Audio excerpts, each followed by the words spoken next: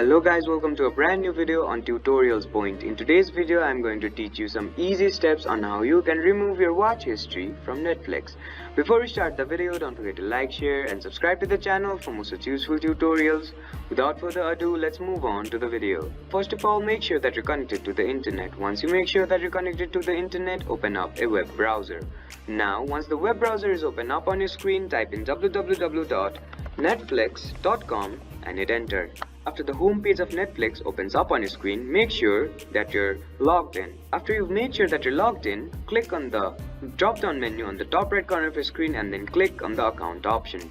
After you click on the account option, you'll be guided to another page. Now on this page, scroll down and select the profile from where you want to delete the watch history. After you select the profile, scroll down and find the viewing activity option and then click on this view option. Now for you to delete a movie or a series from your watch history, all you have to do is click on this hide from viewing history option. Now within the next 24 hours, the episode or the movie that you selected to be deleted from your watch history will no longer be shown in your watch history. I hope this video helped you to delete your watch history from Netflix. Don't forget to like, share and subscribe to the channel for more such useful tutorials.